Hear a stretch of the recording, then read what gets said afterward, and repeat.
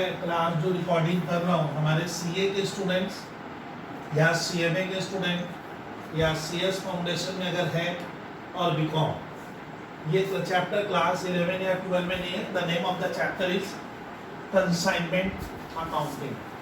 बहुत ही ज़बरदस्त चैप्टर है।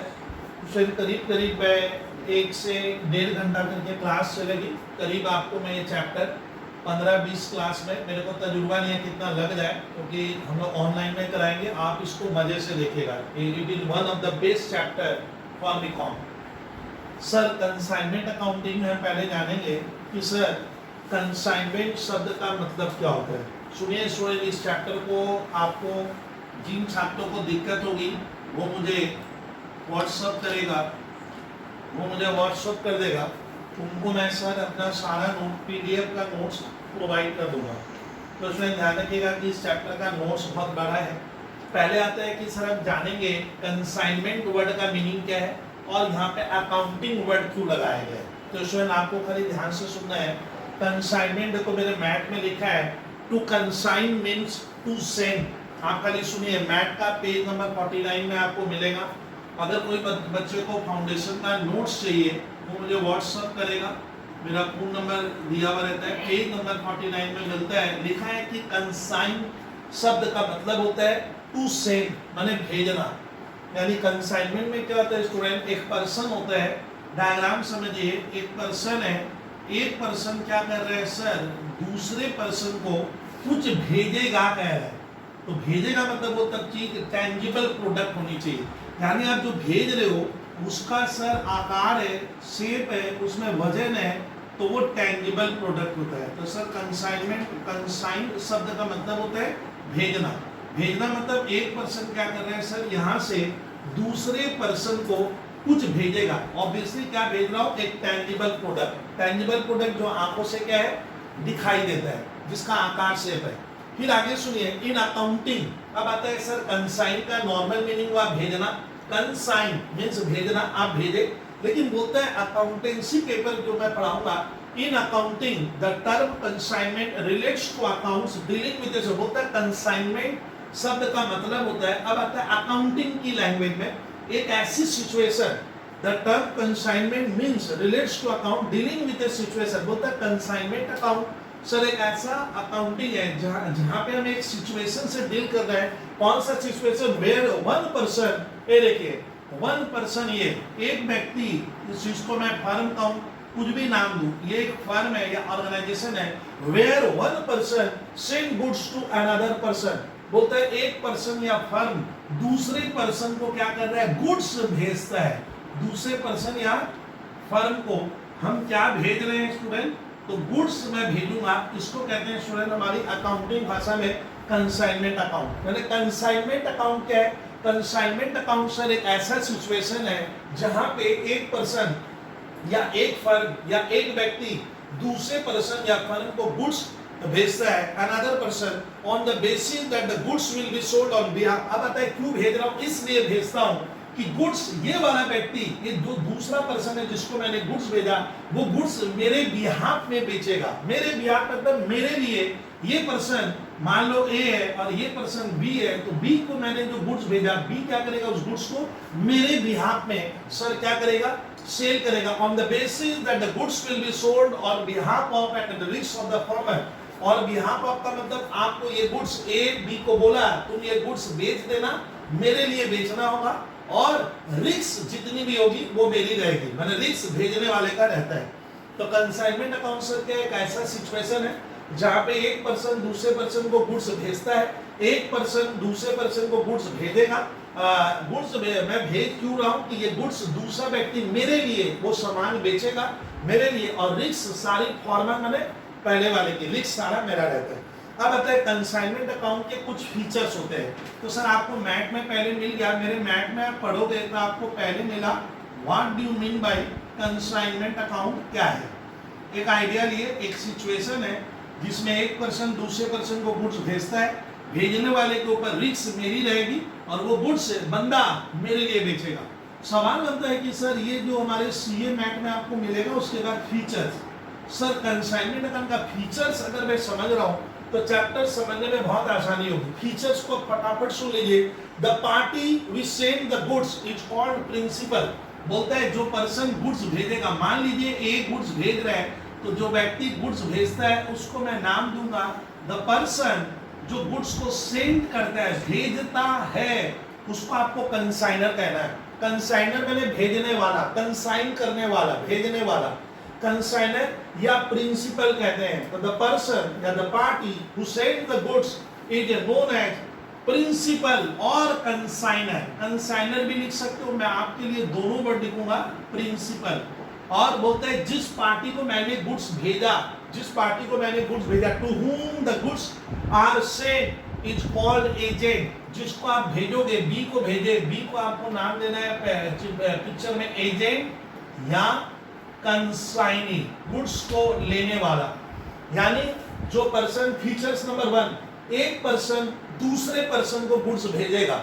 जो पर्सन स्टूडेंट गुड्स भेज रहा है, the person who is sending the goods, who is sending the goods, सब मेरे मैप में है, who is sending the goods is known as consignor. Consignor होता है भेजने वाला, प्रिंसिपल मुख्य व्यक्ति, मेन पर्सन, और ये है मेरा एजेंट, एजेंट या कंसाइनी, उसको मैंने गुड्स भेजूंगा। दूसरा पॉइंट सुनिए, it is important to note that the agency relationship here. बोलता है ये जो अब इन दोनों के बीच में जो रिलेशन हुआ, इसको आपको सर फीचर्स कहते हैं। ये एक तरह का एजेंसी रिलेशनशिप हुआ। एजेंसी रिलेशनशिप माने सामने वाला मेरा एजेंट है, तो एजेंसी रिलेशनशिप है। तो आप लिखिएगा it is important to note that agency relationship here because the वो एजेंसी रिलेशनशिप का मतलब ये मेरा एजेंट है। कारण क्यों सर ये एजेंट क्यों? आप तो गुड्स भेज दिए, ये खरीद लिया ना, इसमें गुड्स मैं जब भेजता हूँ तो ये मुझसे परचेज नहीं किया, इससे इसको कहा जाता है एक तरह का ये मेरा एजेंट और मेरा एजेंसी रिलेशनशिप है। इन द सेंस जो गुड्स मैंने भेजा है उसे, उस गुड्स का मालिक बी नहीं है, B is not the owner, उस गुड्स का अभी भी मालिक ए माना जाएगा। मैंने ए क्या रहेगा, भेजने के बाद भी क्या है, उस गुड्स का ओनरशिप मेरे पास है, यानी मैंने उस गुड्स का मालिक उसे नहीं बनाया है। इसका मतलब ये कहीं भी सेल नहीं है। लगता है सेल हुआ है बट ये सेल नहीं है, it is not a sale. Sale इसको कहते हैं जहां पे ओनरशिप और रिस्क ट्रांसफर हो जाएगी, बट इसमें मैं मालिकाना हक उसे नहीं दूंगा और रिस्क मेरे ऊपर रहेगी। इसलिए इसको एजेंसी रिलेशनशिप कहने का मतलब है कि जो गुड्स है भले यहां से उठ के यहां चला जाता है, बट गुड्स का मालिक इनडायरेक्टली नहीं, डायरेक्टली मैं ही हूं। I am the owner of that goods, जो उसके पोजीशन में है, तो मेरे को मालिक माना जाएगा। और मैं इसको अपना डेटर नहीं कहूंगा। डेटर मतलब मैं गांव वालों से ये नहीं कहूंगा, ये नहीं कहा है देख मैं 20 से 1 लाख रुपया पाता हूँ गुड ना, भी बोलता है मैं आपका डेटर नहीं बनाऊं, मैंने आपका गुड्स परचेज नहीं किया है, I am not the owner of that goods. तो who is the owner? A मालिक रहा है, इसलिए इसको एजेंसी रिलेशनशिप कहते हैं। Because the ownership of the goods remains with the consignor. बोलता है मालिक यही रहेगा, मालिक यही रहेगा। The agent does not owner even though the goods are in it position. कितनी बढ़िया लाइन है। बोलता है एजेंट उसका मालिक नहीं बनेगा जबकि गुड्स उसके क्या है, पोजीशन में। पोजीशन माने उसके पास है, फिजिकली नजर आता है, वो ओनर नहीं बनता है। The agent does not owner even though the goods are in it position on sale. अब सुनिए मजेदार कहानी। दोस्त यार फ्रेंड मुझसे पूछते हैं, स्टूडेंट पूछते हैं कि सर बी इस गुड्स को एक दिन तो सेल कर देगा? हाँ ऑफ कोर्स, जब सेल करेगा तब उस गुड्स की ओनरशिप क्या हो जाएगी, ट्रांसफर हो जाएगी, मालिकाना। हाँ तब ये कहेगा, खुशी की बात हुई कि मेरा सामान भी क्या, अब मैं बी से पैसा मांगने का हक रखता हूं। यानी जब तक सेल नहीं होगा मैं बी से पैसा मांग नहीं सकता। बी मेरा डेटर नहीं है, ये कहीं भी सेल नहीं है। It is a transfer of goods from one place to another place है। ओनरशिप मेरे पास रहेगी। भेजने वाले को कंसाइनर कहना, जिसको भेजा गया उसको मैं एजेंट कहूंगा, कंसाइनी कहूंगा।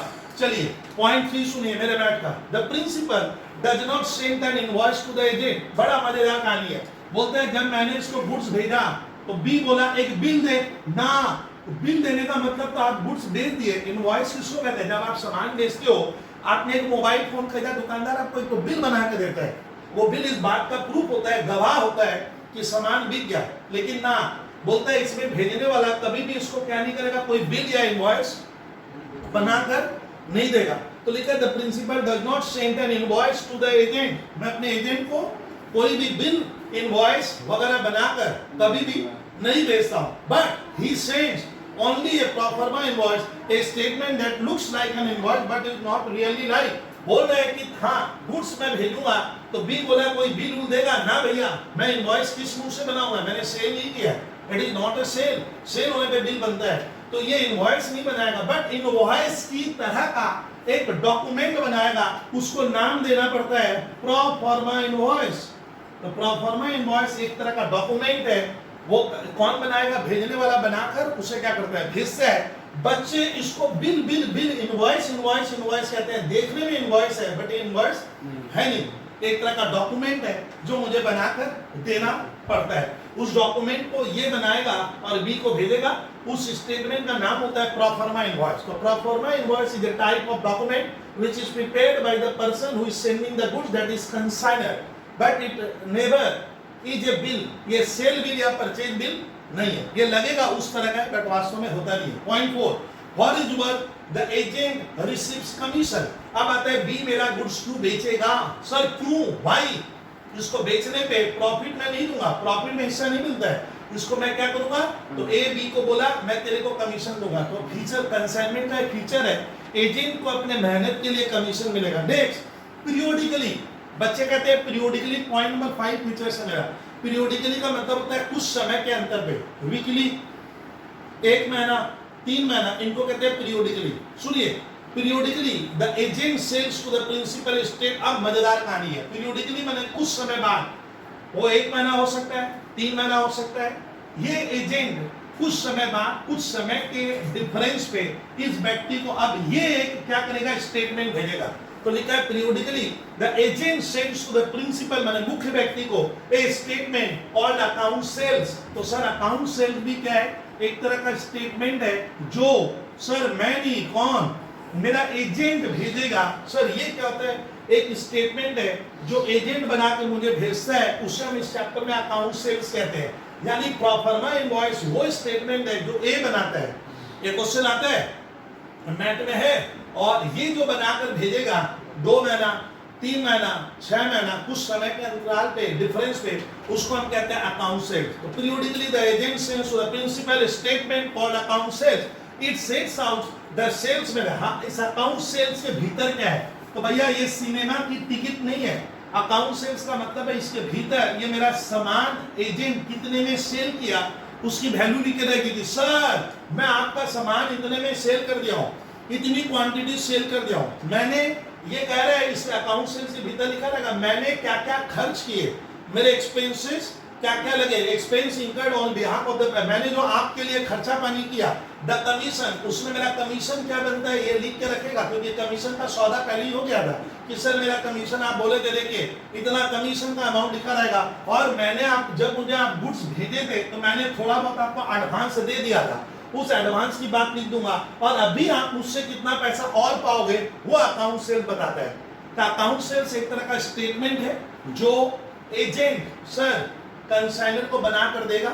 इसके भीतर की बात ही होती है कि मैंने कितनी क्वांटिटी सामान बेचा, किस रेट से बेचा, कितने में बेचा, मेरा खर्चा क्या है, मेरा कमीशन का हक क्या बनता है, मैंने आपको शुरू में एडवांस दे दिया था वो, और अभी आपका कितना पैसा और बना। ये कब बनेगा, तो ये आपस में सहमति पे बनाएंगे पीरियोडिकली, मतलब एक को लग रहा है 3 महीने बाद इससे अब एक बार हिसाब किताब कर ले, तो ये पीरियोडिकली बनाया जाता है और बनाकर एजेंट देगा। फिर finally usually like to ascertain the profit and loss on each consignor। अच्छा, अब बच्चों को कहा गया, मैंने पॉइंट नंबर 6 लिखा है अपने मैथ में।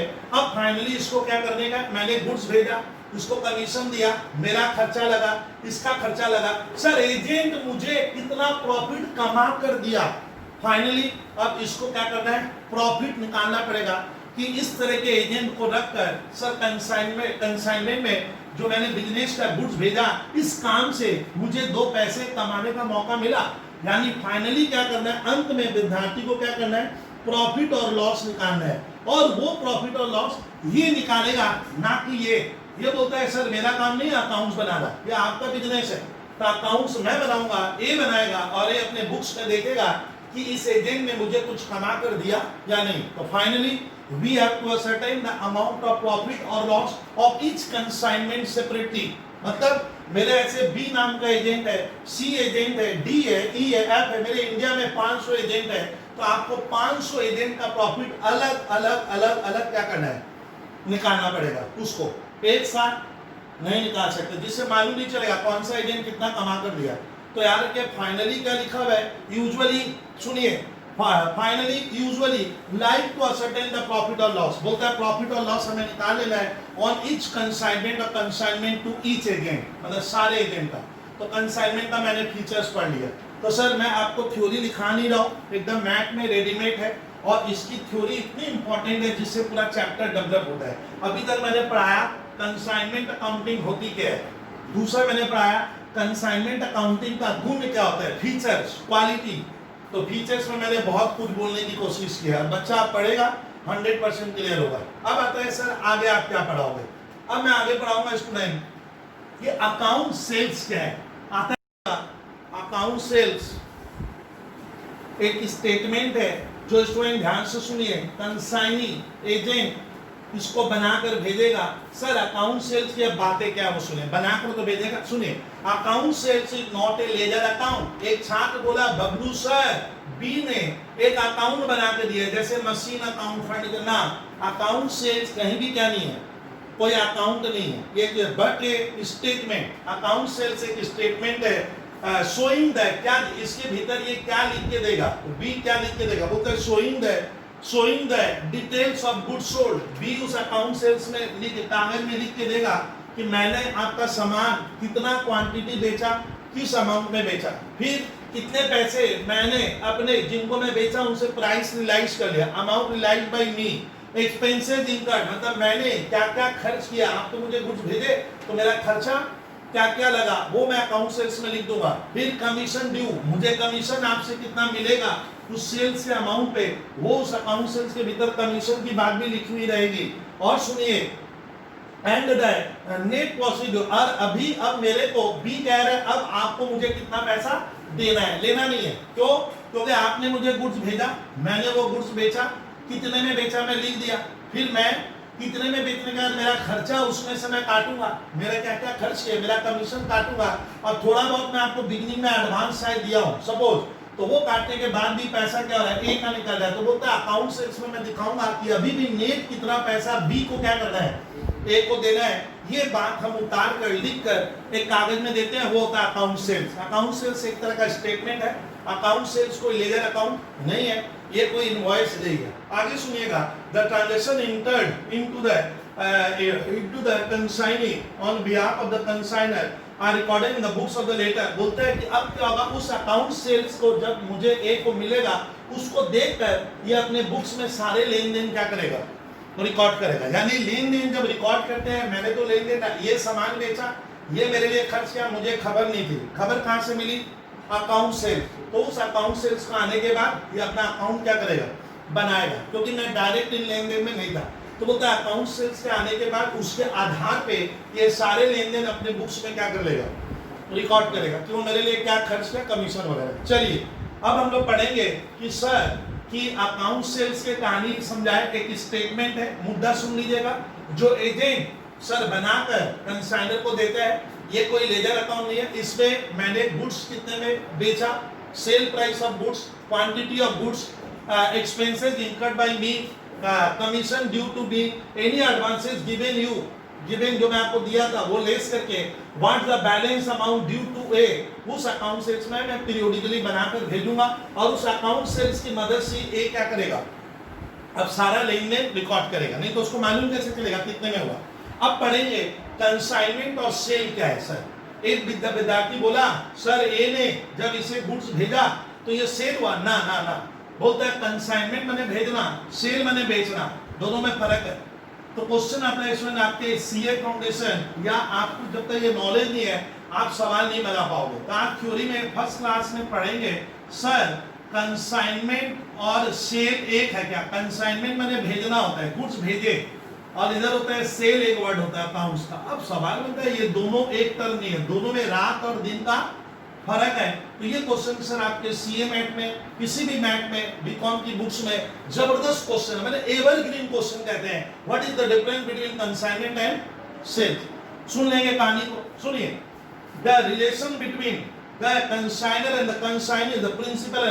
बोलता है कंसाइनमेंट में ये जो दो व्यक्ति होते हैं, एक व्यक्ति दूसरे को गुड्स भेजता है, तो इनका जो संपर्क है, इनका जो रिलेशन है, मेरा पॉइंट 1 ऐसे लिखा है, इनका रिलेशन। बच्चों को ध्यान रखना है कि जो भेजेगा उसको हम कंसाइनर कहेंगे और जिसको मैंने भेजा उसको मैं कंसाइनी कहूंगा। तो यहाँ पे रिलेशनशिप क्या हुआ? संपर्क क्या है? देने वाले में, गुड्स भेजने वाले में और गुड्स को लेने वाले के बीच में संपर्क क्या है?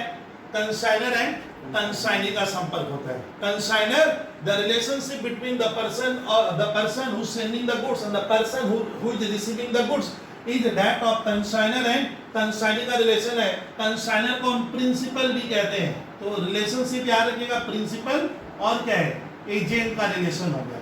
मतलब एजेंट को मेरे अनुसार काम करना पड़ेगा, सीधी बात ये है। आगे सुनिए, the relationship between the seller and buyer is of debtor and creditor. लेकिन इस सेल में क्या होता है? सेल में भी दो पर्सन है, लेकिन इनके बीच में जो रिलेशनशिप है वो क्या हो गया? बायर और क्या? सेलर का रिलेशन है। तो रिलेशनशिप बिटवीन, मान लीजिए सामान बेच रहा है तो इसको मैं सेलर कहूंगा और इसको मैं बायर। तो यहाँ का संपर्क थोड़ा सा क्या है? अलग है। तो बोलता है the relationship between seller and buyer is debtor and creditor. तो डेटर है और क्या हुआ? क्रेडिटर। मैंने इसे गुड्स बेचा, ये खरीदार है, हम इसको क्या कहते हैं? डेटर। ग्राहक, ग्राहक ने सामान खरीदा तो ये ग्राहक हुआ और ये मैं इधर कौन हो गया?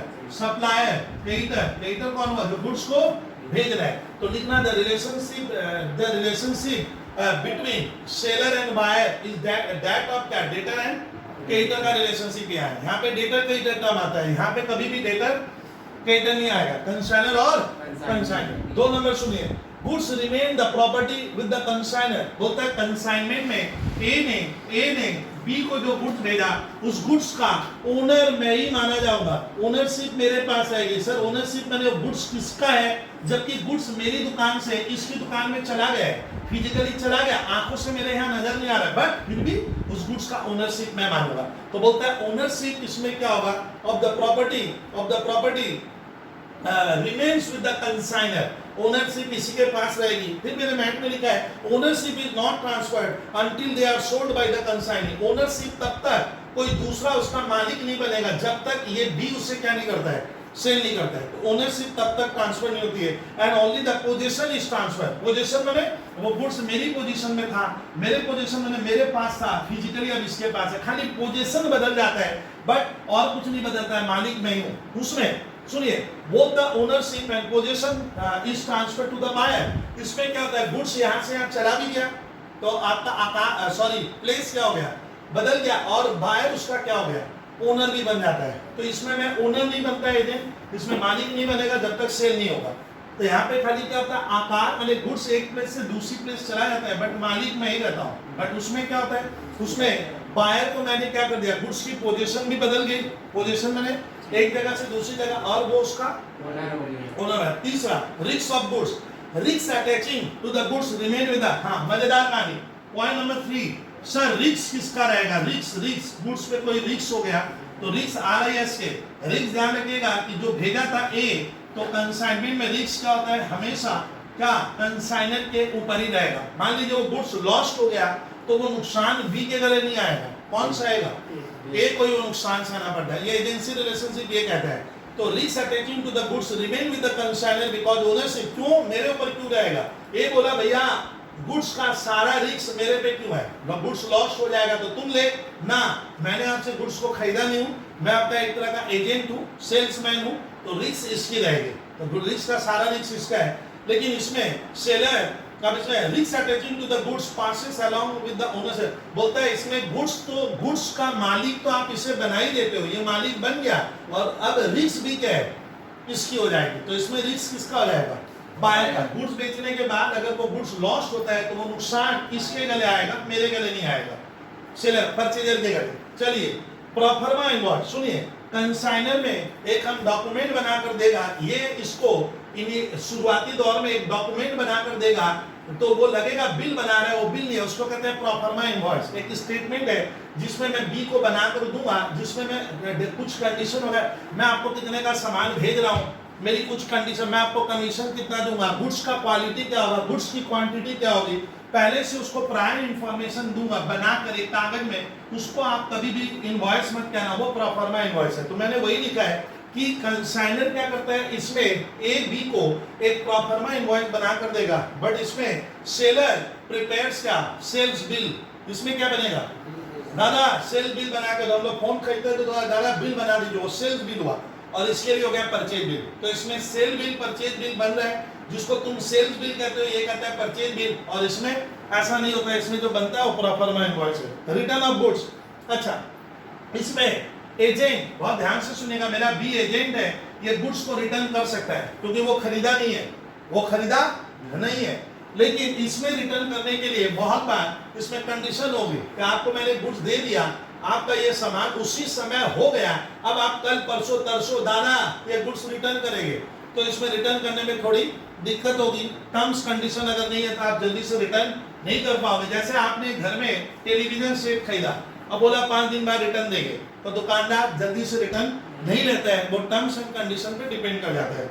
तो रिटर्न ऑफ गुड्स में क्या होता है, आप लिखिएगा कि एजेंट इसमें गुड्स रिटर्न कर सकता है। Goods once sold, the buyer can not return the goods to the seller, बोलता है कि ये इसको रिटर्न नहीं कर पाएगा। हाँ, कुछ कंडीशन है, अगर ऐसी बात हुई कि आप 7 दिन में रिप्लेस कर सकते हो वगैरह वगैरह, तो वो अलग बात है, ऐसे रिटर्न करना बहुत मुश्किल हो जाता है। जैसे आपने घर में टेलीविजन सेट खरीदा, आप बोलोगे बबलू सर का रिटर्न करेंगे ना। अब सुनिए, अब आता है कंसाइनमेंट, और मैं आपको पढ़ा रहा था सेल्स का डिफरेंस अभी भी चल रहा है।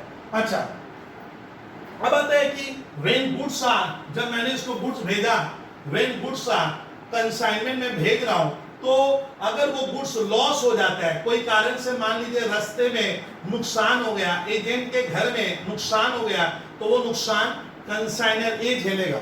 यानी नोट में लिखा हुआ है when goods are lost on consignment, अगर गुड्स का लॉस हो जाता है, it is the consignor who will bear the loss, जिसके गले नुकसान आएगा। इसमें after the sale is complete, it is the buyer, अगर सेल कंप्लीट हो गया है, अब वो गुड्स उसके बाद क्या हो गया, लॉस हो गया, तो वो लॉस बायर के गले आएगा, मेरे गले नहीं। तो इसमें क्या होता है, अगर गुड्स रास्ते में कंसाइनी के प्लेस में नुकसान हो जाए, लॉस हो जाए, तो वो एक को सहना पड़ेगा, क्योंकि उसने गुड्स खरीदा नहीं है, वो उसका मालिक नहीं, वो मेरा खाली एजेंट है, सेल्समैन है, और इसमें लॉस किसके गले आएगा, बायर के गले। अगर सेल कंप्लीट हो गई, सेल हो गया भैया, अब तुम समय हु बियर्स एक्सपेंस, अब आता है खर्चा कौन बियर करेगा। तो बी, अगर सर गुड्स का मैंने गुड्स भेजा तो इसने कोई खर्च किया है, तो नियम कहते हैं एजेंसी बिजनेस में कि खर्चा बी कर रहा है, बाद में ए उसे देगा।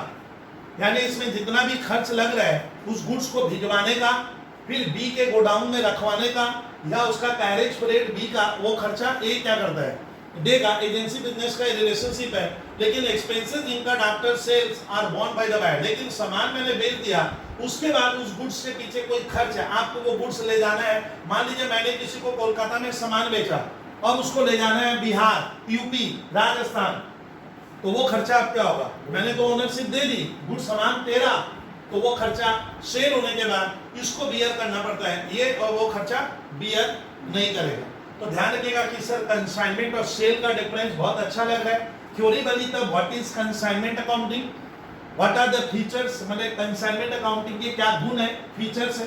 फिर मजेदार थ्योरी हमने पढ़ी, कंसाइनमेंट और सेल्स के बीच में डिफरेंस होता है। कंसाइनमेंट अलग चीज है। मेन मुद्दा यही निकला कि कंसाइनमेंट में जब सामान भेजते हैं तो इसको हम सेल नहीं कहते हैं, इसमें हम कोई सेल बिल नहीं बनाते हैं, इसमें गुड्स का ये मालिक नहीं बनेगा, रिस्क मेरे ऊपर रहेगा वगैरह वगैरह, इसमें हम प्रोफार्मा इनवॉइस बना कर देते हैं।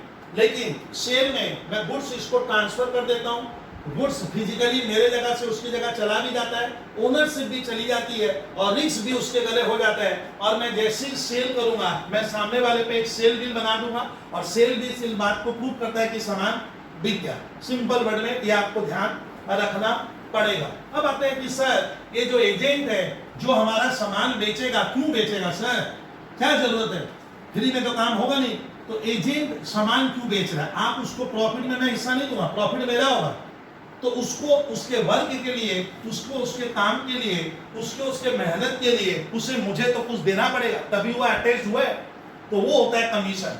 तो याद रखिएगा इस चैप्टर में जब स्टूडेंट मैं आपको सवाल समझ कराऊंगा तो उस समय दिक्कत नहीं आएगी, क्योंकि अभी सर इस चैप्टर में क्या होता है, जो गुड्स भेज रहे हैं हम उसको कंसाइनर कहते हैं। कंसाइनर भेजने वाला, और जिसको हमने क्या किया, भेजा, किसको भेजे, कंसाइनी। कंसाइनी को आप चाहो तो क्या लिखो, आपको समझ, एजेंट, एजेंट को भेजा, गुड्स भेजो, आप क्या भेजे, यहाँ से गुड्स जा रहे हैं सर, गुड्स यहाँ से क्या होगा, यहाँ से यहाँ जा रहे हैं।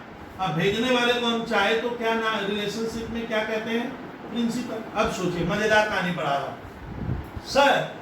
ये जो एजेंट है इसका काम क्या है, हमारे गुड्स को क्या करेगा, ये सेल करेगा। बट क्यों, वाई क्यों सेल करेंगे, इसको प्रॉफिट मिलेगा ना, प्रॉफिट इधर शर्मा, प्रॉफिट तो एक का होगा।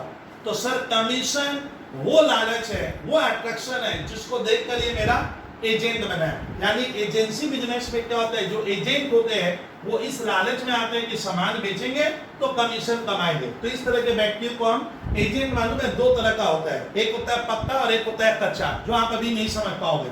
तो बस इतना ध्यान रखिएगा, एजेंट जो बना है उसका लालच है कि मैं सामान बेचूंगा तो मुझे ए नाम का व्यक्ति उसके ऊपर कमीशन देगा। तो कमीशन इसका इनकम का क्या हुआ, सोर्स हुआ, तो वो कमीशन मिलेगा और प्रॉफिट इसका होगा। प्रॉफिट हो भी सकता है क्या, बट कमीशन पक्का कुछ होगा। अब सवाल बनता है, ये कमीशन जो देते हैं सर कौन सा, क्यों दिया जाता है। तो सर एक तो होता है आपको देना ही पड़ेगा, एक तो देना ही पड़ेगा। क्यों, क्योंकि ये वो कमीशन है जिसको देखकर वो मेरा सर एजेंट बना है, उसको हम क्या कहेंगे, नॉर्मल कमीशन। वो तो देना ही पड़ेगा भैया।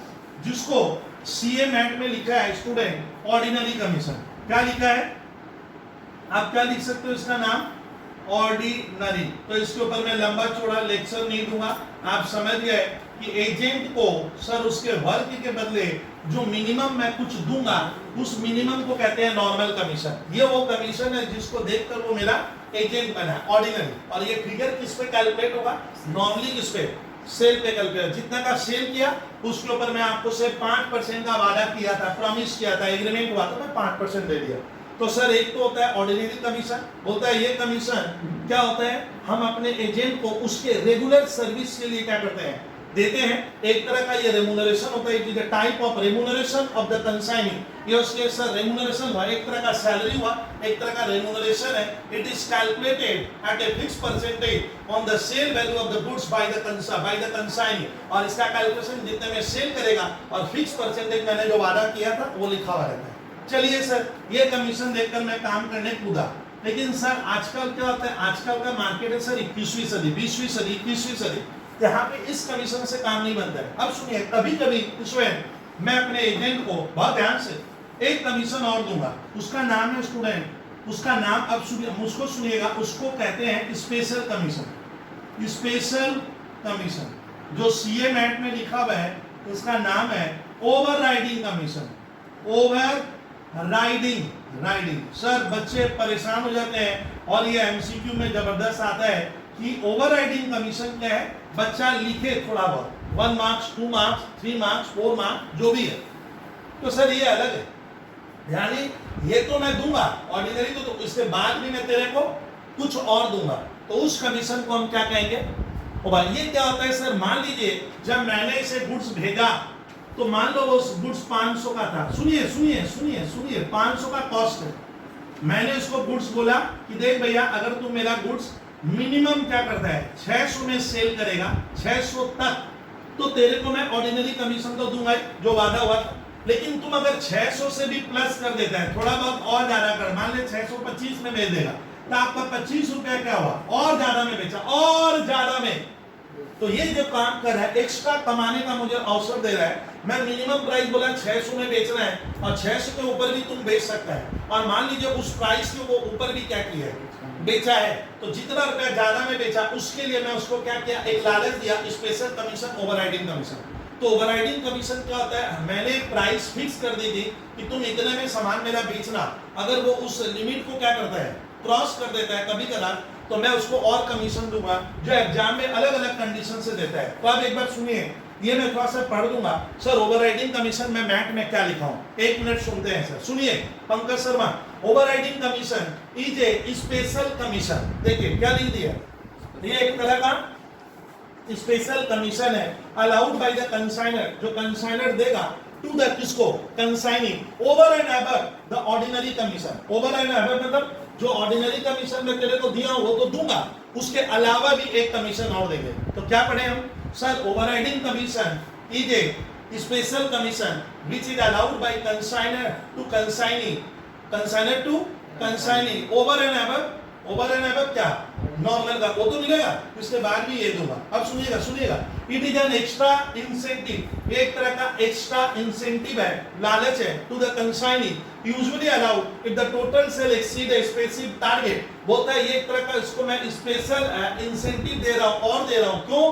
क्योंकि ये मेरा सामान एक स्पेसिफाइड सेल प्राइस के क्या किया है, ऊपर बेचा है, ऊपर में उससे भी ऊपर बेचा है। तो बोलता है वो specified total sales exceeded a specific target, specified target के ऊपर, या if the sales are affected at a price higher than the minimum price, उसने सेल मेरा जो मिनिमम प्राइस मैंने तय किया 600 में बेच रहा, उसके ऊपर बेचा है, तब देंगे, depending upon the terms of the agreement. बोलता है एग्रीमेंट में जैसा भी आपकी बात हुई थी, it may be calculated on the total of the. अच्छा अब बताइए कमीशन किस पे देंगे? सर मैंने बोला तू मेरा सामान 500 वाला 600 में बेच, और 600 के ऊपर बेचेगा तो 25 रुपया ज्यादा हुआ, तो क्या ज्यादा पे देंगे? हाँ, तो ये कैलकुलेशन करने में तकलीफ होगी ना, ऐसा कहीं लॉ नहीं कह रहा है कि आपको ज्यादा पे देना है। मैं चाहूं तो ये कमीशन टोटल सेल्स पे भी दे सकता हूं, ये वाला, और चाहूं तो जितना क्या किया वो एक्सेस गया 25 उसके ऊपर भी दे सकता हूं। तो बोलता है ऐसा कोई जरूरी नहीं है कि वो नॉर्मली होता है कि जो मिनिमम सेल प्राइस है उससे ज्यादा में बेचेगा उस पे देंगे, बट कोई जरूरी नहीं है। तो कमीशन दो तरह का हुआ, लेकिन अभी के मॉडर्न वर्ल्ड में सर आप जानते हो हर व्यक्ति अपना सेल बढ़ाना चाहता है, हर व्यक्ति का टारगेट है मेरा सामान ज्यादा बिके, मेरा प्रोडक्ट ज्यादा बिके, मुझे ज्यादा व्यक्ति सर क्या करे, परचेज करे मुझसे, मुनाफा ज्यादा कमाने, लालच दौड़ता है। तो उस लालच के चक्कर में क्या होता है कि इस ए को, इस बी को मैंने जो एजेंट बनाया है, मेरे को उसको एक कमीशन और देना पड़ता है, वो होता है डेल क्रेडिट। ये तो बहुत बार आता है, ये तो बीकॉम में भी एक एवरग्रीन थ्योरी है ये वाली, ये जो पढ़ाया ना, ये एवरग्रीन पढ़ा रहा हूँ, हमेशा आता है सर, मेरे जमाने से मैं पढ़ रहा हूँ 25 साल से। तो सर सवाल है ओवर डेल क्रेडिट, नाम ही गजब है, डेल क्रेडियर कमीशन। सर ये क्या होता है? सुनिए, मैंने ए को गुड्स भेजा, मैंने ए हूं, मैं तेरे को गुड्स भेजा, बोला सेल कर।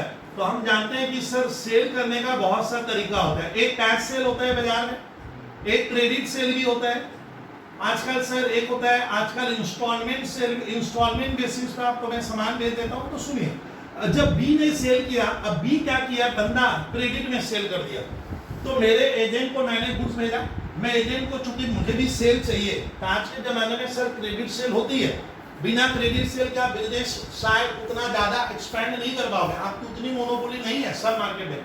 तो एजेंट ने क्या किया, मेरे कहने के मुताबिक एजेंट क्या किया, क्रेडिट में सेल किया। मैं ही बोला हूं कब करेगा वो क्रेडिट में, कर तो दिया, बाद में एजेंट जिसको सेल किया उस व्यक्ति से पैसा नहीं ला पाया, और एजेंट चिल्ला रहा है, मेरे को कह रहा है कि सर पैसा बैड डेट हो गया। मतलब पागल है, 1 करोड़ रुपए का सामान बेचा और 1 करोड़ बैड डेट हो गया, मैं नहीं दे, तुम झेलेगा, तेरा बारी ना ना। ध्यान रखिएगा क्योंकि ये एजेंसी रिलेशन है, ये मेरा सेल्समैन है। तो सेल्समैन जैसे हम ऑफिस में कोई सेल्समैन रखते हैं, तो बैड डेट होगा तो वो बाबू का है सेल्समैन नॉर्मल। तो इसका मतलब क्या हो गया ना, यहाँ ए फंस गया, ए बोलता है लोग गजब हुआ, क्रेडिट सेल हो गया, और बोलता है पैसा बैड डेट हो गया। चलो कोर्ट चलते हैं, कोर्ट में फैसला होगा कि भैया बैड डेट तेरा है, तेरे को झेलना है, मेरे को क्यों सुना रहा बैड डेट हुआ, ये नुकसान तू मुझे दे 1 करोड़, मैं नहीं बोलूंगा मेरा बैड डेट हुआ है। कोर्ट के पास गए, कोर्ट का फैसला सुनिए, कोर्ट कहता है कि अगर ए के कहने पे बी ने क्रेडिट सेल किया और पैसा बैड डेट हो गया, तो ये नुकसान ए को तब उठाना पड़ेगा, तब ए को तब ये बैड डेट का लॉस झेलना पड़ेगा, बियर करना पड़ेगा, उठाना पड़ेगा, मेरे को महसूस करना पड़ेगा, तब जब मैं बी को एक कमीशन, डेल के डेल कमीशन नहीं दिया हूं। यानी अगर मैं डेल के डेल कमीशन, उसको एक और कमीशन है जो हम बैड डेट से प्रोटेक्ट होने के लिए देते हैं, किसके लिए देते हैं साहब, बैड डेट से बचने के लिए ए देता है। तो कोर्ट कहता है आपने उसे डेल के डेल दिया था, हाँ सर दिया था, तब बैड डेट क्या होगा, बी के गले आएगा, यानी वो मेरे लिए नुकसान नहीं है। ये मेरा सामान अगर क्रेडिट में भी क्या किया है, बेचा 1 करोड़ में, ये पैसा इससे ले पाए ना ले पाए, कौन, बी, मेरे को 1 करोड़ इसको अपने घर से देना पड़ेगा, कब, हाँ, जब मैंने डेल क्लियर कमीशन दिया तो क्वेश्चन आता है why the del credere commission is allowed by consignor to consignee, तो लिख देना it is to protect to consignor from bad debt loss. किससे बचने के लिए? बैड डेट लॉस से बचाता है। ये कहीं भी स्पेशल कमी रही, थोड़ा अलग टाइप का। लेकिन मान ले ये बोला ना ना ना मैं डेल क्लियर आपको नहीं दूंगा, अगर मैं उसको डेल क्लियर कमीशन नहीं दे रहा हूं और ये मेरा सामान क्रेडिट में क्या कर दिया, बेच दिया और नुकसान हो गया, क्या सर पैसा डूबत खाता, तो वो बैड डेट। अगर मैं डेल क्लियर नहीं दिया, अगर मैं डेल क्लियर नहीं दिया, ए कंसाइनर अगर उसको डेल क्लियर कमीशन नहीं दिया है तो वो नुकसान ए के गले आएगा। एक बार वर्मा डेल क्लियर कमीशन का महत्व मैं थोड़ा जानना चाहूंगा, ये बहुत इंपॉर्टेंट है। डेल क्लियर कमीशन एक कमीशन होता है खास तरह का जो एक कंसाइनर अपने एजेंट को देता है बैड डेट से बचने के लिए। अगर पैसा बैड डेट होता है क्रेडिट सेल की वजह से, तो वो नुकसान मैं चाहता हूं बी के गले आए, बी उसका बोझा, मुझे नहीं बोले वो लॉस हुआ है, मैं उससे पैसा वसूल कर लूंगा। तब आपको कोर्ट कह रहा है क्या दीजिए, डेल क्लियर कमीशन दिया है। सवाल में लिखा हुआ है कि A allowed B, A is to allowed B a special type commission, मैंने कौन सा डेल क्लियर कमीशन, तो आप समझ लेना बैड डेट इसके गले नहीं आएगा, क्योंकि मैंने क्या दिया है, वो बैड डेट का नुकसान उसके बुक्स में रिकॉर्ड होगा, उसका प्रॉफिट गिर जाएगा, ऐसे सोचिए। लेकिन अगर मैं डेल क्लियर नहीं दे रहा हूं तो वो बैड डेट मुझे अपने बुक्स में रिकॉर्ड करना है और मेरा प्रॉफिट भी कम होगा और उसको मुझको इससे पैसा भी कम मिलेगा, क्योंकि पैसा तो बैड डेट हो गया। तो कमीशन तीन तरह का हुआ, ordinary commission, ordinary commission, ordinary commission, simple commission, sir दूसरा क्या बोले, over riding commission, over riding दूसरा याद रखो, ये वाला स्पेशल, ये लेकिन बैड डेट से बचने के लिए नहीं है, और ये बस। तो इस चैप्टर में विद्यार्थी कमीशन क्या हुआ, तीन तरह का हुआ। अब इस चैप्टर में स्टूडेंट हम थ्योरेटिकल पार्ट में आगे बढ़ते हैं, कमीशन का थोड़ा नॉलेज दिए। सर प्रोफार्मा इनवॉइस आप एक बोले थे, प्रोफार्मा इनवॉइस सुनिए विद्यार्थी, ए यहाँ कौन है, बी, तो सुनिए ए कौन हुआ, गुड्स को भेजने वाले को क्या कहते हैं, कंसाइनर, और जिसको मैं भेजूंगा कंसाइन। ये 25 बार क्यों कह रहा हूं, आपको भी याद होने में तकलीफ हो जाती है। अब सुनिए, जब मैं गुड्स इसे भेज रहा हूं, यहां से वहां गुड्स क्या होगा, जाएगा, तो जाने के पहले कुछ कंडीशन वगैरह तो तय होगी कि उस गुड्स का कॉस्ट प्राइस क्या है, तेरे को बेचना में कितने में पड़ेगा, गुड्स की क्वालिटी क्या होगी, मैं कितना क्वांटिटी आपको भेजूंगा। तो ये सब पहले बी क्या करना चाह रहा है, ए से जानना चाह रहा है सारे शर्तों को। तब ए को क्या करना पड़ता है, अपने साथी बी को, जिसको मैं एजेंट बनाया हूं, मुझे उसे एक बिल बनाकर देना पड़ता है, लेकिन वो लगेगा बिल है, बिल नहीं है, उसको आपको क्या कहना है, प्रोफॉर्मा FORMA प्रोफॉर्मा इनवॉइस। तो प्रोफॉर्मा इनवॉइस विद्यार्थियों को लगता है कि एक बिल है, ये ए ने बी के ऊपर बनाया है, ये सेल बिल परचेज बिल है, ना गलती कर रहा है। प्रोफॉर्मा इनवॉइस लगेगा बिल की तरह, बट ये वास्तव में परचेज सेल बिल नहीं है, ये एक बस स्टेटमेंट है, डॉक्यूमेंट है जो ए बी को बना कर देगा, ये देगा भेजने वाला। सुनिए तब फटाफट खत्म कर दे।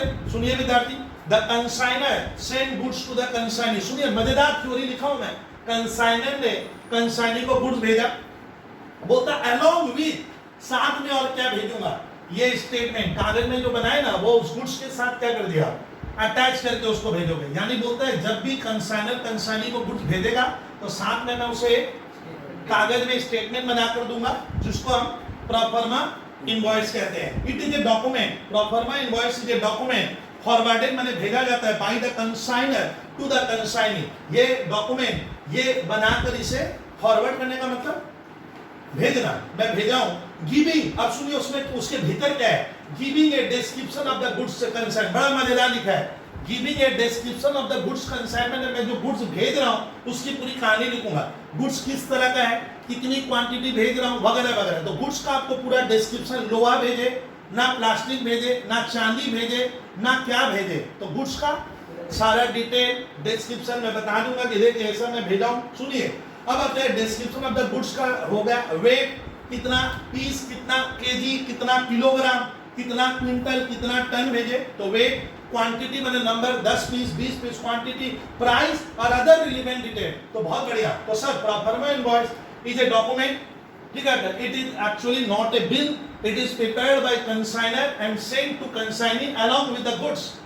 ये क्यों भेजते हैं, प्रोफॉर्मा इनवॉइस क्या है, इसको मैसेज देता है मैसेज देगा गुड्स का डिस्क्रिप्शन क्या है, गुड्स की क्वांटिटी क्या है, गुड्स का वेट क्या है, गुड्स किस तरह का है, सेलिंग प्राइस गुड्स की क्या होगी, ये सारा डिटेल उसको भेजते हैं। It resembles a sales invoice, बोलता है ये देखने में विद्यार्थियों को, अकाउंटेंट को लगेगा एक बिल ही बना दिए सर ना, ये सेल बिल नहीं है, बोलता है ये सेल बिल की तरह लगता है, but it's purpose is quite different, but इसका पर्पस क्या है, अलग है, ये खाली गुड्स के बारे में इंफॉर्मेशन दे रहा है। फिर this document does not charge the consignee with a value, इस डॉक्यूमेंट का मतलब ये नहीं है कि मैं बना कर दूंगा तो तेरे को 1 करोड़ देना पड़ेगा, ये सेल नहीं हुआ है, ये लिखा है it is intended as an indication of the price, बोलता है ये क्या आपको नॉर्मली बी को प्राइस के बारे में बता देता है, आपको गुड्स क्या करना है, कितने में बेचना है, खास करके प्रोफार्मा इनवॉइस की मुख्य जो तत्व मैंने एलिमेंट निकला कि मेरा सामान तुम कितने में बेचेगा, वो उसमें मैं इसको इंडिकेशन करके दे दूंगा। तो प्रोफार्मा इनवॉइस ये इसको देता है, अकाउंट सेल्स ये इसे बनाकर देता है, उल्टा चीज गलती मत कीजिए। कमीशन कितने तरह का, 3 तरह का, ये भी आप सीखे। तो सर कमीशन 3 तरह का। अब हमारा सर थ्योरेटिकल पार्ट में स्टूडेंट इस चैप्टर की सारी थ्योरी, मान ले खाली रूल्स में पढ़ाऊंगा, मैं बोला तो सेकंड क्लास से स्टार्ट करूंगा। आज की लास्ट थ्योरी है कि सर मैं एकदम इसको डिटेल में बताऊंगा और 10 मिनट आपका और लग जाएगा समझने में। ये बहुत खतरनाक थ्योरी है, बच्चा इसके साथ मजाक करता है, देखिए बता रहा हूं क्या होता है। अब इस थ्योरी को समझेंगे इस चैप्टर में। सर कंसाइनर शर्मा कौन है, तो सामान बेचता है, हाँ गुड्स भेज रहा है, जो आंखों से दिखता है, टेंजिबल प्रोडक्ट है, वही तो, मैं कोई हवा थोड़ी भेज रहा हूँ, क्या भेज रहा हूँ, गुड्स। तो गुड्स भेजे, कंसाइनर गुड्स भेजेगा इसको, यहाँ इसका प्लेस है। अब इसको मजेदार लेते हैं, ये है कंसाइनी का क्या प्लेस, प्लेस लिख देता है, मैंने दुकान, फैक्ट्री वगैरह वगैरह। अब जरा मेरी बात सुनिए कि कंसाइनर मान लीजिए कहाँ, सर कहाँ का है ये, अब बोलेंगे आप हमें, चूंकि मैं कोलकाता का हूँ तो मैं मान रहा हूँ कि सर कंसाइनर का जो बिजनेस है वो कोलकाता में सिचुएटेड है। कहाँ शर्मा, कोलकाता में। और कंसाइनी जो हमारा है सर, मान लीजिए विद्यार्थी कंसाइनी मेरा पटना का है, कहाँ का है, बिहार, पटना में इसका सर प्लेस है। अब देखिए, अब जब गुड्स भेजेंगे तो गुड्स सर यहाँ से जाएगा ऐसे, इस तरह से गुड्स आपको भेजना पड़ेगा। तो ये क्या जा रहा है, यहाँ से क्या जा रहा है, थोड़ा बुद्धि लगाइए, गुड्स मेरे प्लेस से जाएगा क्योंकि मैं भेज रहा हूँ, ये जा रहा है, ये गुड्स मुड़ा है यहाँ से, वही तो। अब देखिए ये मुड़ा, अब उसके प्लेस तक मुझे ले जाना है। तो शर्मा समझे कहानी को, गुड्स यहाँ से क्या हो गया, बैंड हो गया, जा रहा है। अब गुड्स यहाँ पहुंचेगा, पक्का यहाँ पहुंचेगा, एजेंट क्या करेगा, लेने को आएगा, एजेंट लेने आया, एजेंट का नाम रखे सर बी और भेजने वाले का सर ने नाम दिया ए, मैं ए बी सी समझाऊंगा। बी यहाँ पे आकर गुड्स को रिसीव किया, क्या करेगा, रिसीव करना होगा तो भैया फिर गुड्स को छुड़वाना पड़ेगा, वहां से क्लियरिंग करेंगे और गुड्स इस रास्ते से क्या होगा, कंसाइनी के गोडाउन में क्या हो रहा है, जाएगा कि नहीं जाएगा। तो गुड्स यहाँ जा रहे हैं, आप समझ गए, वापस जाएगा, उतारने के बाद अनलोड लोड करके आप कंसाइनी अपने प्लेस में इन करेगा, रखेगा, फिर वहां से बेचेगा। तो सवाल बनता है कि सर जो गुड्स मैं भेजा, अगर वो गुड्स सर किसी वजह से लॉस हो जाए तो उस गुड्स का नुकसान कौन झेलेगा, तब सवाल आएगा लॉस। यानी अकाउंट्स में स्टूडेंट आपको मालूम है, हम लोग एक टर्म्स पढ़ते हैं, रिस्क होती है, बिजनेस में रिस्क है, अनसर्टेनिटी है। रिस्क और अनसर्टेनिटी में क्या होता है, थोड़ा सा डिफरेंस होता है। रिस्क मतलब होता है स्टूडेंट, आप जब बिजनेस करते हो तो आपको मालूम है ये रिस्क है, लेकिन अनसर्टेनिटी उसको कहते हैं, जैसे किसान भाई है, फार्मर, वो कोई पौधा लगाया है तो अनसर्टेनिटी है, उगेगा कि नहीं उगेगा, इस साल बारिश होगी कि, तो अनिश्चितता जिसको कहते हैं। तो याद रखिएगा कि हर बिजनेस में तब लॉस हो सकता है, किसका, इस गुड्स का। ये जो गुड्स मैंने भेजा सर ये लॉस हुआ, या तो यहाँ पर भेजते वक्त, या तो इस मोड़ पे, हाँ सर, या तो यहाँ पे या यहाँ पे। तो वो जो लॉस हुआ स्टूडेंट, इस चैप्टर में माना जाता है कि लॉस अगर होता है तो विद्यार्थी को, अकाउंटेंट को, टीचर को प्रिंसिपल पढ़ना पड़ेगा, सीखना पड़ेगा कि वो जो लॉस हुआ गुड्स का, वो कौन सा लॉस था, क्या नॉर्मल लॉस और अबनॉर्मल लॉस। तो इसका ना शर्मा हमारे लाइफ में क्या है, माना जाता है अकाउंटेंसी सब्जेक्ट में कि 2 तरह का लॉस होता है। आपको ये सीए तक काम आएगा, नॉर्मल होगा या अबनॉर्मल लॉस। अब आता है कि सर वो जो लॉस हुआ है आपको पहले पहचानना पड़ेगा, यू हैव टू आइडेंटिफाई कि मेरा कौन सा लॉस हुआ, एक को पता लगाना है कि गुड्स टू लॉस हुआ, बट कौन सा, नॉर्मल वाला, उसको नॉर्मल। तो हम लोग देखेंगे विद्यार्थी नॉर्मल लॉस हुआ या एबनॉर्मल लॉस हुआ। तो स्टूडेंट अब बच्चों के लिए तर्क होता है कि देखिए बच्चे जो 11 में पढ़ते हैं या 12 में मार्क्स को लाए बट उनको अकाउंट्स का कॉन्सेप्ट नहीं है, तो सीए में दिक्कत होगी। ये 11 का टॉपिक है, नॉर्मल लॉस में एबनॉर्मल लॉस, लेकिन मैं फिर भी पढ़ा दे रहा हूँ आपको। ये देखना है विद्यार्थी कि ये लॉस नॉर्मल लॉस हुआ गुड्स का ना एबनॉर्मल लॉस हुआ। तो सर नॉर्मल लॉस मान लेना वो लॉस है जो गुड्स में वो गुण होता है, वो जो गुड्स मैंने भेजा, गुड्स की इनहेरेंट कैपेसिटी है कि वो आपको उस तरह का लॉस लाकर देगा, तो उसको क्या कहेंगे, नॉर्मल लॉस। नहीं समझा पाया, नॉर्मल लॉस सर क्या होता है, गुड्स का एक इनहेरेंट कैपेसिटी है कि उस तरह का नुकसान वो गुड्स मुझे लाकर देगा। मुझे पता हो ये गुड्स है, तो इस गुड्स से तो इस तरह का लॉस होने का चांस है। जैसे लोहा जंग खा जाएगा, आपको मालूम है, आपको पता है लोहा देखती कि ना, लोहा में तो क्या लग सकता है, समझ में आ रहा है ना, जंग लग सकता है। तो वो लोहा में ये गुण है कि वो क्या होगा, आपको जंग ला कर देगा, आपका सामान खराब हो गया। जो फल का बिजनेस करते हैं, फ्रूट्स वाले को मालूम है कि मैं जो डाला लगाकर फ्रूट्स बेच रहा हूँ, फ्रूट्स पड़े सूखेंगे, थोड़ा बहुत वो सूखेगा, ड्राइंग हो जाएगा। तो वो जो सूखेगा, इस बंदे को क्या है, पता है, पहले से अनुभव है कि थोड़ा बहुत तो भैया मैं 100 किलो लाया हूँ, मैं जितना ही अच्छा बिजनेसमैन हूँ, थोड़ा बहुत गुड्स पड़े वीक भर में, सप्ताह भर में, जब तक बिकेगा सूख जाएगा, उसको पता है। तो ये जो लॉस हुआ उस गुड्स का देन है। सब चीजें थोड़ी सूख जाती है, क्या सूखेगा, फ्रूट्स का जो बिजनेस कर रहे हैं, सूख जाना, ड्राइंग हो जाना, ये नॉर्मल लॉस की कैटेगरी में जाएगा।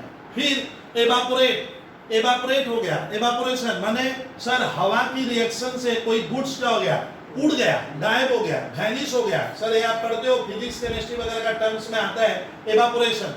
तो मेरा सामान एवापोरेट हो गया। जैसे स्प्रीट हम क्या करते हैं, हाथ में मलते हैं, हाथ सूख जाता है तुरंत, स्प्रीट उड़ जाता है, पड़े क्या हो गया, एवापोरेट हो गया। तो स्प्रीट का जो बिजनेस करते हैं, SPIRIT, थोड़ा बहुत उड़ जाएगा।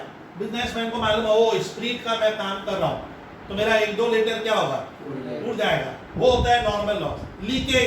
लीकेज मैंने घर में मम्मी गैस का सिलेंडर में 2 बार 3 बार अटैच करती है, तब वो सिलेंडर का क्या होता है सर, जब हमें उसको यूज करना है तो 2-3 अटेम्प्ट लगता है, हल्का सा गैस निकला, भले वो 1 सेकेंड का निकल जाए, तो ये नुकसान हो रहा है। 1-1 सेकेंड करके दिन भर में 25 बार हमने गैस अटेम्प्ट किया, तो भैया आज तो मेरा क्या हो गया, 1 मिनट का गैस तो क्या हो गया, हमें मालूम ही नहीं चल रहा हमारे सर वायुमंडल में, एनवायरमेंट में तो लीकेज। तो वो लीकेज का जो नुकसान तो हो रहा है, लेकिन वो होगा, उसे हम रोक नहीं सकते।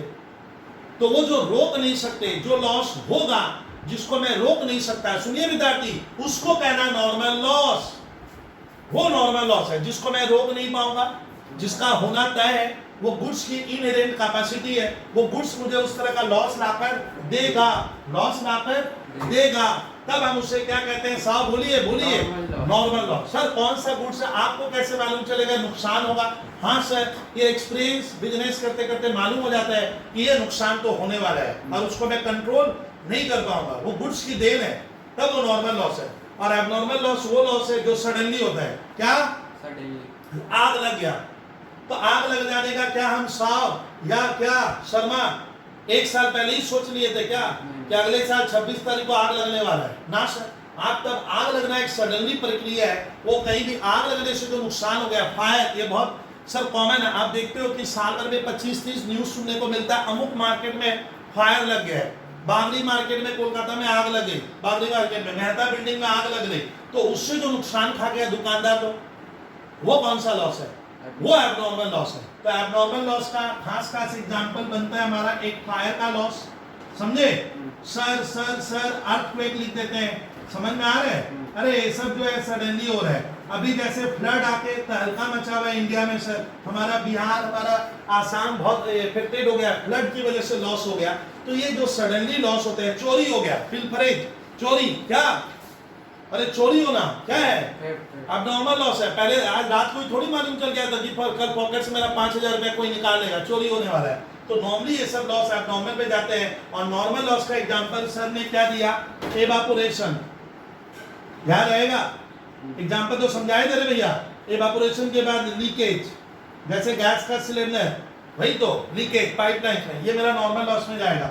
और ड्राइंग मैंने जो फ्रूट्स का बिजनेस करते हैं वही तो इस तरह का भाई, जिसमें जैसे मार्कर पेन है, अब मुझे मालूम है मार्कर पेन क्या होगा, धीरे धीरे सूख जाता है, मालूम है इसका सामने वाला काम नहीं करता है, लेकिन इसको मैं 15 दिन 20 यूज करके सूख गया तो वो तो होना ही था, नॉर्मल लॉस है। लेकिन मैं मान ले एक ऐसा टीचर हूँ, मैं कुछ रूल्स नहीं मानता हूँ, ला के खोल के रख दिया हूँ, तब तो 2 मिनट में ये क्या होगा, सूख जाएगा, वो नुकसान का नॉर्मल लॉस होगा। यानी जो लॉस आपकी वजह से हो रहा है, आप चाहते तो उसको कंट्रोल कर लेते, वो आपकी वजह से हुआ, आपकी गलतियों से हुआ, तब वो एबनॉर्मल लॉस में जाता है।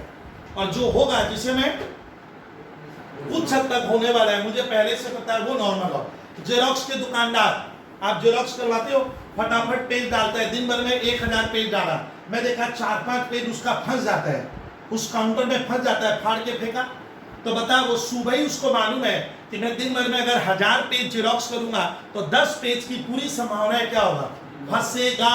मैं जितना ही बढ़िया कारीगर हो, मेरी मशीन करोड़ों की हो, फिर भी कुछ पेपर फंस जाते हैं, वो नुकसान हुआ कि नहीं हुआ। अब वो नुकसान मैंने ग्राहक से मांगा, देख पेज फंस गया है, मैं नहीं जानता, मेरे को तो 1 रुपया देना पड़ेगा, उसको जेरोक्स ही नहीं दे रहा हूं मैं, फंस गया है। अब बताइए ग्राहक लेगा ना, नहीं लेगा, लेकिन तब वो क्या करेगा, लेकिन उसको मालूम है तो रोज हो रहा है, सर एक से नेचुरल प्रोसेस होगा, मैं रोक नहीं पा रहा हूं। तो वो लोग क्या करते हैं, जब अपना रेट निकालते हैं, नॉर्मल लॉस के केस में क्या होता है, जब जेरोक्स वाला अपना रेट निकालता है ग्राहक को, वो रेट पहले से, अकाउंट्स इसी पेपर का नाम है, कॉस्ट अकाउंटिंग पढ़ाएंगे, वो रेट में उस लॉस को क्या करता है, जोड़ के उसका थोड़ा सा पोर्शन ग्राहक पे क्या करता है, डालकर, उसको मालूम है हर 10 पेज मेरा नुकसान होगा, और मैं जेरोक्स 1000 पेज का करूंगा, तो वो 1000 10 पेज का पैसा क्या करता है, ग्राहकों के ऊपर बांट देता है, और थोड़ा सा रेट क्या होता है, 10 पेज के लिए बढ़ जाता है। तो वो लॉस मैंने बहुत ही क्या ईमानदारी से, साइंटिफिक तरीके से किसके ऊपर डाल दिया, अब मैं ग्राहक को ये नहीं बोलूंगा फंस गया का वो पैसा नहीं लेता जाना, लेकिन उसके उस 1 रुपया का जो जेरोक्स का चार्ज है, उसमें वो जो 10 पेज फंसा है, उसका रेट वो क्या कर लिया है, लेकर आपसे पैसा लेता है। लेकिन एबनॉर्मल लॉस में वो नहीं ले पाएगा। एबनॉर्मल लॉस मेरी गलती से हुआ, आग से हुआ, आग लगने से मेरे दुकान में करोड़ों का गुड्स लॉस हो गया, तो क्या मैं बचे हुए गुड्स का दाम बढ़ा दूंगा, मैं पंकज को बोलूंगा, पंकज आग लगा था, देख भैया मैं तेरे को इतने में, आग का लॉस मैं तुम लोगों से लूंगा, बोला ना सर, तब रख के मैं बाजू वाले से खरीद लूंगा। तो एबनॉर्मल लॉस मुझे खुद को क्या करना पड़ता है, झेलना पड़ेगा, हमें बियर करना, we have to bear the this type of loss. But normal loss हम बहुत ही साइंटिफिक तरीके से क्या करते हैं, हाँ, कस्टमर का रेट बढ़ाकर उससे पैसा ले लेते हैं। इसीलिए नॉर्मल लॉस को हम 11 में पढ़ते थे, इसका जनरल एंट्री नहीं बनता है। क्यों नहीं बनाते हैं, क्योंकि मेरा लॉस कहाँ हुआ, मैं तो वर्मा ग्राहकों से क्या कर रहा हूँ, वो पैसा वसूल कर लेंगे, वो मैं सिखाऊंगा, आपको रेट बढ़ाने नहीं पड़ेगी, पहले ही हो जाएगा ये काम, मालूम ही नहीं चलेगा ग्राहक को मेरे साथ क्या हुआ। ये नॉर्मल लॉस होता है। और एबनॉर्मल लॉस का लॉस आपको खुद को क्या करना पड़ता है, बियर करना पड़ेगा। इसके लिए आप प्रोडक्ट का प्राइस क्या नहीं कर सकते। और एग्जाम्पल फायर लिख दिया, अर्थक्वेक लिख दिया, सुनामी लिख दिया, उधर साइक्लोन लिख दिया, पिलफरेज लिख दिया, जो अकस्मात हो जाए, ये एबनॉर्मल लॉस है। और नॉर्मल लॉस हुआ है जो सर क्या बोले, प्रकृति की देन है, गुड्स की देन है, गुड्स की इनहेरेंट कैपेसिटी है, ये लॉस तो सर होना ही है, मुझे पहले से पता है, थोड़ा बहुत होगा, हद से ज्यादा होगा तब एबनॉर्मल है, तब तेरे में फॉल्ट है, तब वो कस्टमर बोलता है सर आपका इनएबिलिटी, आप उस लॉस को नहीं रोक पा रहे हो, लेकिन पूरा नहीं रोक पाऊंगा। तो ये इसका मतलब इसका हम एंट्री नहीं करेंगे। क्या पढ़ाए मैंने, कंसाइनमेंट अकाउंटिंग में नॉर्मल लॉस को हम बुक्स में रिकॉर्ड नहीं करते हैं। ये बोलता है मेरा लॉस नहीं हुआ बबलू भैया, मैंने पहले ही रेट क्या कर दिया था, बढ़ा के ग्राहक से ले लिया। ग्राहक बेवकूफ बनता है, ग्राहक को लगता है कि लॉस हुआ है, मेरा लॉस, मैं तो रेट बढ़ा दिया, इससे इसकी एंट्री नहीं बनाते हैं, इसमें खाली क्वांटिटी डिडक्ट हो जाता है। और एबनॉर्मल लॉस का लॉस इसको क्या करना पड़ेगा, झेलना पड़ेगा। अच्छा, ये लॉस एजेंट नहीं झेलता है। तो स्टूडेंट आज मैंने पहले क्लास में स्टूडेंट फुल थ्योरेटिकल नॉलेज दिया है, कोई मत सोचना कि ये बुरा नॉलेज था सर, यही गलती करोगे इस चैप्टर में। ये 16-17 क्लास चलता है, मैंने पहली क्लास में आपको थ्योरी दी है। थ्योरी लिखवाने का नहीं कारण क्या है सर, मैथ में एकदम मैंने क्या बोले, पूरा पश्चिम उत्तर दक्षिण की तरह मैंने रेडी करके रखा है। मैथ अगर बच्चे को जब मिलेगा वो कभी अफसोस नहीं करेगा कि सर आपने ये लिखवाया नहीं था, और मैं समझाने की कोशिश कर दिया। चलिए, अपना फर्स्ट क्लास आज खत्म हुआ, लगातार अभी क्लास चलती जाएगी। Thank you students.